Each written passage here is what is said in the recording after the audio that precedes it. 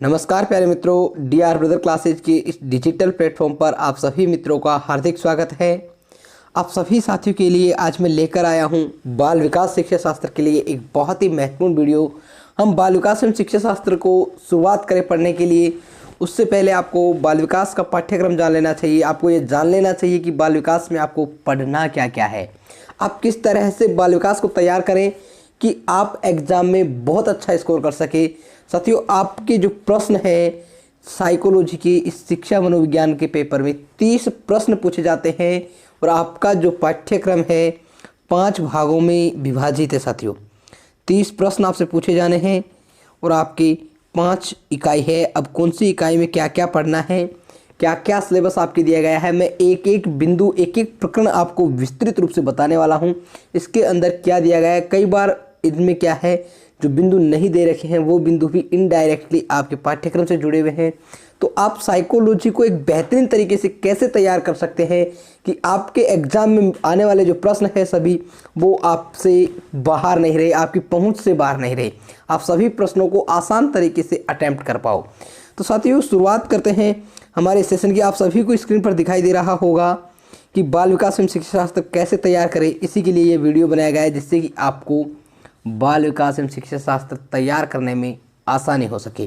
साथियों, शुरुआत करते हैं। देखिए, हमारी पहली इकाई जो कि बाल विकास से जानी जाती है, बाल विकास नाम से जानी जाती है, और ये जो इकाई है आपकी 6 नंबर की है। आपको 6 नंबर के प्रश्न यहाँ से पूछे जाते हैं। साथियों, 6 नंबर की इकाई है। आपको इसके अंदर क्या क्या पढ़ना है, सबसे पहले देख लीजिए। आपको वृद्धि और विकास की संकल्पना पढ़नी है। वृद्धि क्या होती है, वृद्धि किसे कहते हैं हम, और विकास क्या होता है, इस वृद्धि और विकास के कॉन्सेप्ट को आपको समझ लेना है। जब आप वृद्धि और विकास का कॉन्सेप्ट समझ जाओगे तो इससे संबंधित जितने भी प्रश्न बनने वाले हैं वो आप हल कर पाओगे। जैसे वृद्धि मात्रात्मक होती है, विकास मात्रात्मक एवं गुणात्मक होता है। फिर इनकी जो वृद्धि और विकास की संकल्पना आप समझ लोगे तो इन दोनों में अंतर कर पाओगे। तो वृद्धि और विकास से संबंधित अंतर यहाँ पे स्पष्ट रूप से नहीं लिखा गया है, लेकिन आपको पढ़ना है और इसी तरह से प्रश्न पूछे जाते हैं। उसके बाद आप चलिए विकास के सिद्धांत एवं आयाम, विकास को प्रभावित करने वाले तत्व। साथियों, विकास के सिद्धांत कौन कौन से हैं आपने पढ़ा। विकास के जो सिद्धांत हैं, नियम हैं, जैसे विकास निरंतर रूप से होता है, विकास की निश्चित दिशा होती है। ये जो विकास के सिद्धांत है, विकास के आयाम कौन कौन से हैं। विकास के आयाम में मित्रों आपके आते हैं, विकास के आयाम कहें या फिर हम पक्ष कहें, आपको पढ़ना है शारीरिक पक्ष, मानसिक पक्ष, सामाजिक पक्ष, संवेगात्मक पक्ष, भाषात्मक पक्ष, नैतिक पक्ष। ये जो पक्ष है आपको इनके बारे में विस्तृत रूप से अध्ययन करना है। अब आप सभी मित्रों को मैं बता दूं, यहाँ पर कहीं भी नहीं लिखा गया है विकास की अवस्थाएं, नहीं लिखा गया है, लेकिन आपको विकास की अवस्थाएं पढ़नी है। यहाँ पर वृद्धि और विकास की जो संकल्पना है, विकास की संकल्पना में ये पूरा टॉपिक आ जाता है कि विकास की अवस्था है और विकास की विभिन्न अवस्थाओं के आधार पर जो विभिन्न आयाम हैं उनको पढ़ना है। जैसे शैशवावस्था में किस प्रकार से बालक का शारीरिक विकास होता है, फिर बाल्यावस्था में किस प्रकार से शारीरिक विकास होता है, मानसिक विकास किस प्रकार से होता है, इन सब के बारे में हमें विस्तृत रूप से पढ़ना है। आपका सिलेबस एक संक्षिप्त रूप में दिया गया है, लेकिन आपको इन सभी बिंदुओं को ध्यान में रखते हुए अध्ययन करना है। उसके बाद आपको दिखाई दे रहा है विकास को प्रभावित करने वाले कारक। विकास को प्रभावित करने वाले जो कारक हैं, कौन कौन से कारक हैं जो विकास को प्रभावित करते हैं, लेकिन इन्होंने एक संदर्भ दिया है, परिवार एवं विद्यालय के संदर्भ में विशेष रूप से लिखा है। इन्होंने विशेष रूप से परिवार और विद्यालय के संदर्भ में आपको पढ़ना है। जो परिवार और विद्यालय वो क्या हो गया, वातावरण हो गया। किस प्रकार के वातावरण, एक सामाजिक वातावरण के आधार पर संबंधित हो गया। तो आपको विद्यालय और परिवार किस तरह से बालक को प्रभावित करते हैं इसके बारे में पढ़ना है। अब परिवार एवं विद्यालय किस प्रकार से प्रभावित करेंगे इसी को आपको कहीं से पढ़ने की जरूरत नहीं है। आपको अपने दैनिक जीवन से जुड़े रहने की, जब आप जुड़े रहेंगे दैनिक जीवन से कनेक्ट करने की जरूरत है। ऐसे प्रश्नों को कल्पनात्मक प्रश्न होते हैं, ऑप्शन देखकर प्रश्न हल किए जा सकते हैं। तो इस प्रकार के प्रश्नों को आपके रटने की आवश्यकता नहीं है, आपको सिलेबस को समझना है। अगर आप सिलेबस समझ जाओगे ना तो 2 या 3 प्रश्न तो बिना पढ़े, बिना सिलेबस को पढ़े आप हल कर पाओगे। उसके बाद वंशानुक्रम एवं वातावरण की भूमिका क्या है।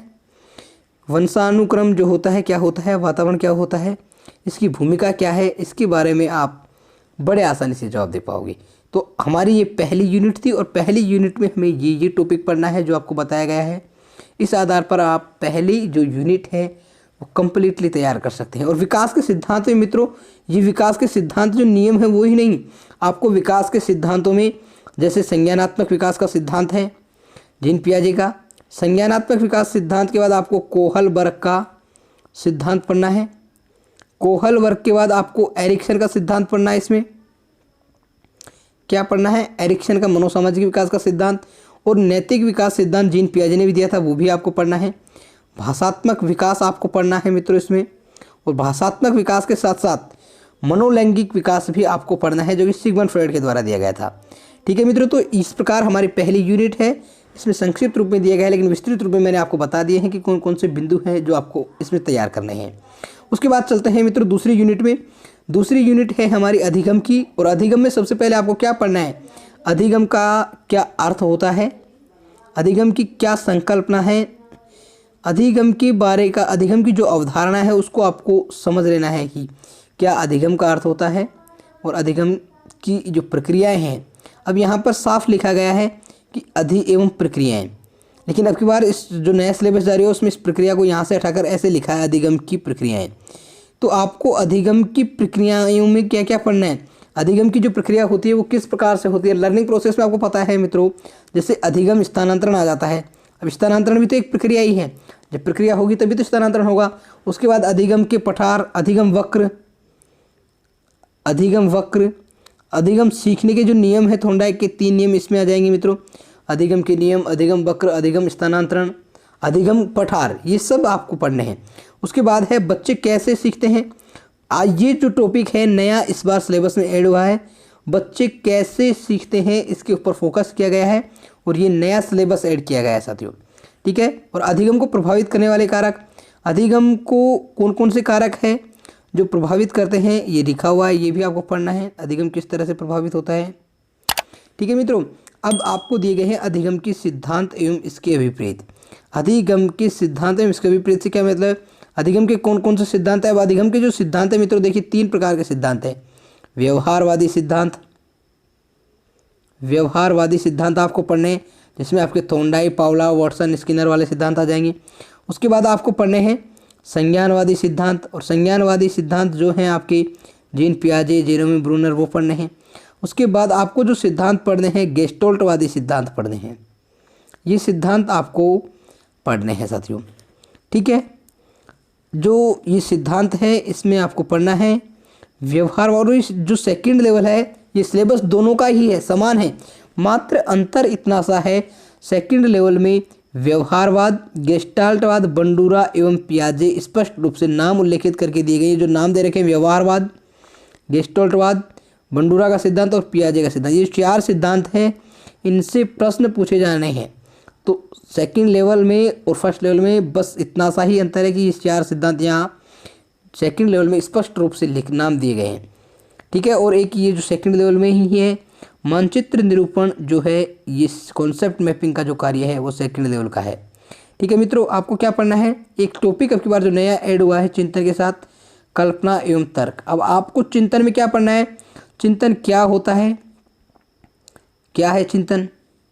उसके बाद चिंतन के आपको क्या पढ़ने हैं, प्रकार पढ़ने हैं, चिंतन की विशेषताएं क्या होती है। यहाँ पर मात्र एक चीज़ लिखी हुई है चिंतन।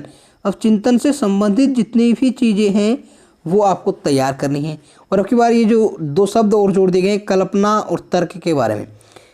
तर्क में भी आपको क्या पढ़ना पड़ेगा, आगमनात्मक तर्क, निगमनात्मक तर्क, आलोचनात्मक तर्क, इस प्रकार के तर्क आपको पढ़ने हैं मित्रों। उसके बाद हमारा आता है अभिप्रेरणा एवं अधिगम। देखिए अधिगम को सबसे ज़्यादा जो प्रभावित करने वाला कारक है वो अभिप्रेरणा है, और अभिप्रेरणा को इन्होंने अलग से स्पष्ट रूप से लिखा है अभिप्रेरणा क्या होती है। तो अभिप्रेरणा में आपको क्या पढ़ना है, अभिप्रेरणा क्या है, सबसे पहले तो यही सवाल बनता है। उसके बाद अभिप्रेरणा के प्रकार क्या है, और अभिप्रेरणा को प्रभावित करने वाले कारक जो होते हैं वो कौन होते हैं, प्रेरक होते हैं, और प्रेरकों के प्रकार आपको पढ़ने हैं। तो अभिप्रेरणा यहाँ पर एक शब्द दिया हुआ है अभिप्रेरणा, लेकिन अभिप्रेरणा से संबंधित जो जो आपको पढ़ने हैं वो मैं आपको बता रहा हूँ। ये इसीलिए वीडियो एनालिसिस किया गया है कि आपको क्या क्या पढ़ना है इन बिंदुओं के अंतर्गत, ये बताया जा रहा है जिससे कि आपको पाठ्यक्रम तैयार करने में बहुत आसानी हो सके। और साथियों अभिप्रेरणा और अधिगम में क्या संबंध है ये आपको पढ़ना है।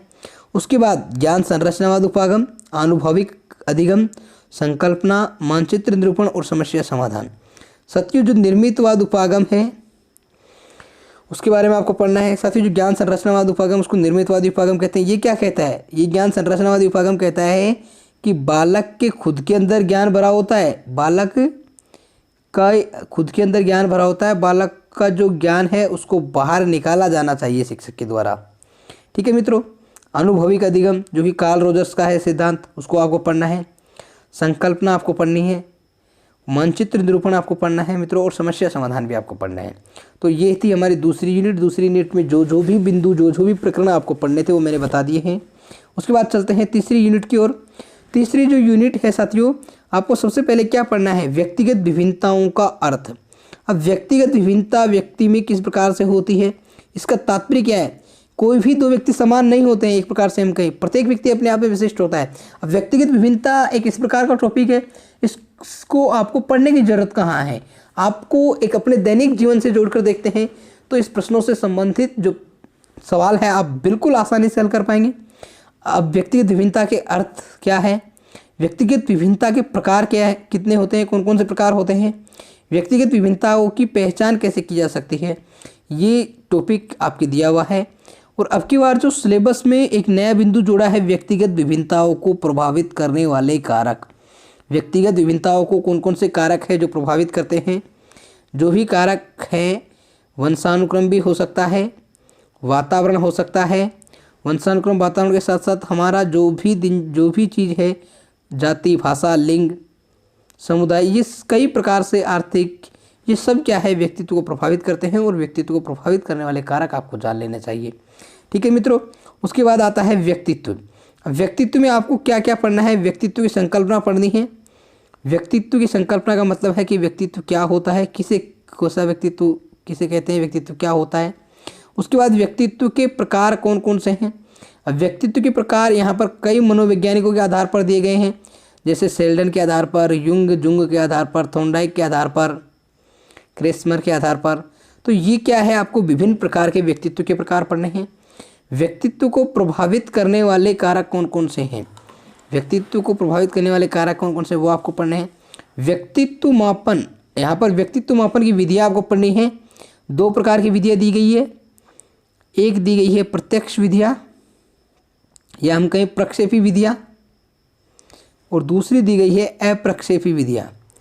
तो आपको दोनों विधियाँ यहाँ पर पढ़नी है, प्रक्षेपी विधियाँ और अप्रक्षेपी विधियाँ। प्रक्षेपी विधियाँ कौन सी होती है, अप्रक्षेपी विधियाँ कौन सी होती है, तो आपको इसके बारे में जानना है। उसके बाद आता है बुद्धि। और बुद्धि में आपको क्या क्या पढ़ना है मित्रों? बुद्धि की संकल्पना, बुद्धि क्या होती है, बुद्धि से संबंधित जो विशेषता है वो आपको पढ़नी है। बुद्धि के सिद्धांत जो है कौन कौन से हैं, एक कारक, द्विकारक, बहुकारक, समूह कारक, ये जो बुद्धि के सिद्धांत है उसके बारे में आपको पढ़ना है। और बुद्धि का मापन, बुद्धि के जो परीक्षण किए जाते हैं वो कैसे, कौन कौन से परीक्षण होते हैं, उन परीक्षणों के बारे में जानना है। बुद्धि के जो परीक्षण होते हैं मित्रों, मुख्य रूप से दो प्रकार होते हैं। एक होते हैं शाब्दिक, एक होता है अशाब्दिक, जो कि व्यक्तिगत और सामूहिक के प्रकार है मित्रों। तो इस प्रकार से बुद्धिमापन का प्रकार आपको पढ़ने हैं, बुद्धि परीक्षण के बारे में जानना है। और सबसे महत्वपूर्ण जो टॉपिक है अलग से दिया है मित्रों, की बार, पिछली बार भी था, बहुआयामी बुद्धि क्या होती है। पिछली बार भी यहाँ से प्रश्न पूछा गया था, बहुआयामी अर्थात बहुबुद्धि, जो कि किसका सिद्धांत है, हार्वर्ड गार्डनर का सिद्धांत है। और इसके बारे में आपको क्या करना है, विस्तृत रूप से पढ़ना है। यहाँ पर लिखा है बहुआयामी बुद्धि, और इसके विपरीत जो बहुआयामी बुद्धि होती है उनकी क्या महत्व है, क्या निहितार्थ है। साथियों ये जो सिद्धांत है, बुद्धि के सिद्धांत क्या कहते हैं कि बुद्धि एक ही होती है, एक ही बुद्धि होती है और उसके अनेक तत्व होते हैं। लेकिन ये जो बहुआयामी बुद्धि सिद्धांत है वो ये कहती है कि बुद्धि जो होती है बहुत से प्रकार की होती है। क्योंकि आपको पता है बहुआयामी बुद्धि में बुद्धि के 9 प्रकार बताए गए हैं। पहले शुरू में 7 थे, फिर 8 हुए और अब 9 प्रकार बता दिए गए हैं। ठीक है मित्रों। तो बहुआयामी बुद्धि कहती है कि बुद्धि बहु प्रकार की होती है। तो ये आपको इकाई 3 के अंदर पढ़ने हैं। उसके बाद चलते हैं हम इकाई 4 की ओर। इकाई 4 में आपको क्या पढ़ना है मित्रों, आपको इकाई 4 के अंतर्गत विविध अधिगमकर्ताओं की समझ पढ़नी है कि जो सीखने वाले हैं विभिन्न प्रकार के, उनके बारे में समझ पढ़नी है। कौन कौन से हैं साथियों, पिछड़े हुए बालक, मानसिक रूप से पिछड़े जिन्हें हम मंदबुद्धि कहते हैं, प्रतिभाशाली बालक, सृजनशील बालक, वंचित एवं अलाभान्वित और विशेष योग्य जिन्हें हम क्या कहते हैं, दिव्यांगजन कहते हैं मित्रों। आप सभी को बता दूं, ये जो पिछड़े हुए मानसिक रूप से बालक होते हैं, पिछड़े हुए बालक, उनकी विशेषता आपको जाननी है कि पिछड़ा हुआ बालक क्या होता है, मानसिक रूप से पिछड़े बालक की क्या विशेषता होती है, किसे कह सकते हैं हम मानसिक रूप से पिछड़ा, प्रतिभाशाली बालक कौन सा होता है, सृजनशील कौन सा होता है। इन प्रकार से आपको ये एक प्रकार से हम यूँ कहें व्यक्तिगत विभिन्नताओं के ही प्रकार है, एक व्यक्तिगत विभिन्नताओं के ही प्रकार है, इनके बारे में यहाँ पर अध्ययन किया जा रहा है साथियों। ठीक है, उसके बाद आता है हमारा अधिगम की कठिनाइयाँ। आपको अधिगम करने में किस प्रकार की कठिनाइयाँ हो रही है। अधिगम अक्षमता, व्यक्ति को सीखने में होने वाली कठिनाइयाँ, जो कि आपके यहाँ से प्रत्येक परीक्षा में एक प्रश्न पूछा जा रहा है, तो अधिगम अक्षमता को भी आप तैयार करें। ये टॉपिक अलग से दिया गया है, आप सभी साथी ध्यान रखें। उसके बाद है समायोजन की संकल्पना एवं तरीके। समायोजन क्या होती है, समायोजन कैसा होता है, किसे कहते हैं हम समायोजन। और ये संकल्पना जहाँ से आगे ना मित्रों, जितनी भी संकल्पना लिखी है उसमें अर्थ के साथ साथ परिभाषा भी आ जाती है। जैसे अब यहाँ पर समायोजन की संकल्पना दे रखा है, तो समायोजन क्या होता है, समायोजन का अर्थ क्या है, और समायोजन की परिभाषाएं, ये तीनों चीज़ें आपकी ऐड हो जाती है। और समायोजन के तरीके आपको पढ़ने हैं। समायोजन के जो तरीके थे वो दो प्रकार के तरीके थे, एक प्रत्यक्ष तरीके और एक अप्रत्यक्ष तरीके, जो कि जैसे कि मार्गांतीकरण, दमन, शोधन, युक्तिकरण, औचित्यकरण, इस प्रकार से आपको ये समायोजन के जो तरीके हैं उनका अध्ययन करना है। उसके बाद समायोजन में अध्यापक की किस प्रकार से भूमिका रहती है, इसके बारे में भी आपको अध्ययन करना है मित्रों। तो आपकी इकाई 4 पूरी हो चुकी है। अब हमारी आखिरी यूनिट है, उसमें देखिए आपको क्या क्या पढ़ना है। और इकाई जो 5 है, या मैं यूँ कहूँ इसमें जो दे रखा है एक प्रकार से एक शैक्षिक प्रबंधन को दर्शाता है। आपके अलग से टॉपिक नहीं दिया गया है शैक्षिक प्रबंधन, लेकिन इकाई जो 5 है शैक्षिक प्रबंधन को दर्शाता है। और यहाँ से जो प्रश्न बनते हैं बहुत महत्वपूर्ण तरीके से बनते हैं, बहुत डीपली प्रश्न बनते हैं। आप देखिए मित्रों, आपके दिया गया है शिक्षण अधिगम की प्रक्रियाएं। क्या दिया हुआ है, शिक्षण अधिगम की प्रक्रियाएं। और शिक्षण अधिगम की प्रक्रिया के अंतर्गत आपको टीचिंग लर्निंग प्रोसेस पढ़ लेना ही काम नहीं होता है। इसके अंतर्गत आपको शिक्षण के चर पढ़ने पड़ते हैं, शिक्षण के स्तर आपको पढ़ने होते हैं, शिक्षण की विधियां यहाँ पर आपको पढ़नी होती है, शिक्षण की विधियां भी आपको पढ़नी है। यहाँ पर देखिए क्या लिखा है, NCF 2005 के संदर्भ में शिक्षण अधिगम की व्यूह रचनाएं एवं विधियां। शिक्षण की कौन कौन सी विधियां हैं, कौन कौन सी व्यूह रचना है, इनके बारे में आपको विस्तृत रूप से पढ़ना है।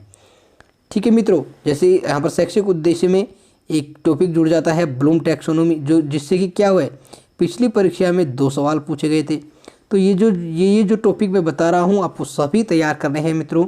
उसके बाद आकलन क्या होता है, मापन क्या होता है, आकलन पढ़ना है आपको, फिर मापन पढ़ना है, फिर मूल्यांकन पढ़ना है, और इनका अर्थ जान लेना है। तीनों अपने आप में अलग है मित्रों। आकलन क्या होता है, मापन क्या होता है, मूल्यांकन क्या होता है, और इसका अर्थ एवं उद्देश्य क्या है। मापन मात्रात्मक होता है, मूल्यांकन गुणात्मक होता है, इसको निष्कर्ष निकाला जाता है। आकलन में क्या किया जाता है, बच्चे का निष्कर्ष अर्थात बच्चे को अवलोकन किया जाता है मित्रों, इसमें जानकारी एकत्रित की जाती है उसके बारे में। तो आप सभी साथी ध्यान रखिए, इनको विस्तृत रूप से पढ़ लेना है। उसके बाद आपको क्या करना है, यहाँ पर NCF 2005 स्पष्ट रूप से दिया नहीं गया कि NCF 2005 के संदर्भ में शिक्षण अधिगम की विरचना दी गई, लेकिन NCF 2005 क्या कहता है, क्या है इसके महत्वपूर्ण जो है NCF 2005 में आपको इसके 5 मूलभूत सिद्धांत पढ़ लेने हैं। क्या करना है मित्रों, 5 सिद्धांत जो इसने बताए हैं, 5 मार्गदर्शक, उनके बारे में आपको जान लेना है। यहाँ से भी प्रश्न बनता है मित्रों। उसके बाद उपलब्धि परीक्षण आपको पढ़ना है। उपलब्धि परीक्षण क्या होता है, उपलब्धि परीक्षण कितने प्रकार का होता है, इसके बारे में भी आपको पढ़ना है मित्रों। और अब की बार जो नया टॉपिक ऐड हुआ है, सीखने के प्रतिफल, बालक के सीखने का परिणाम कैसा होता है, क्या होता है, सीखने के प्रतिफल के बारे में आपको पढ़ना है मित्रों।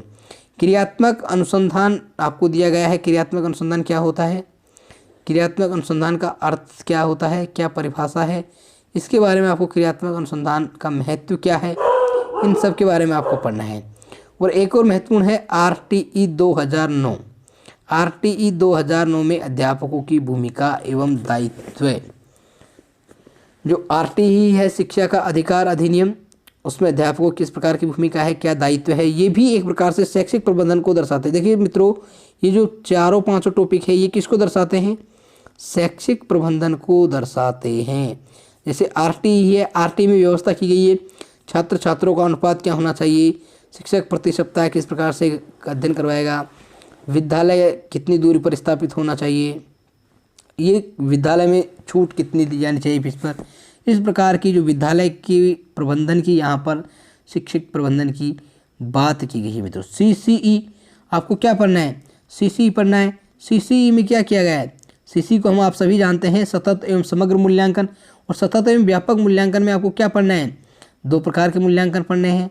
एक होता है योगात्मक मूल्यांकन और एक होता है रचनात्मक या निर्माणात्मक मूल्यांकन। तो ये दो प्रकार आपको इसमें पढ़ने हैं। तो मित्रों, आपको जो जो बिंदु यहाँ पर बताए गए हैं वो सभी तैयार करने हैं। आप सभी साथियों को ये हमारा वीडियो कैसा लगा, आप सभी साथी एक बार कमेंट बॉक्स में कमेंट करके बताइएगा। मित्रों, आप सभी को बता दूं, बहुत जल्द 1 या 2 दिन में हमारे साइकोलॉजी की लाइव कक्षाएं प्रारंभ की जाएगी। आप सभी साथी उन निःशुल्क लाइव कक्षाओं से जुड़ने के लिए हमारे चैनल को सब्सक्राइब कर ले और साथ में बेल आइकन प्रेस करके ऑल पर सेलेक्ट कर ले। जैसे ही लाइव कक्षा अपलोड की जाए आपको तुरंत सूचना उपलब्ध हो सके। धन्यवाद मित्रों, हंसते रहिएगा, मुस्कुराते रहिएगा। मिलेंगे फिर से एक और बेहतरीन वीडियो में। तब तक के लिए आप सभी मित्रों को बहुत बहुत धन्यवाद।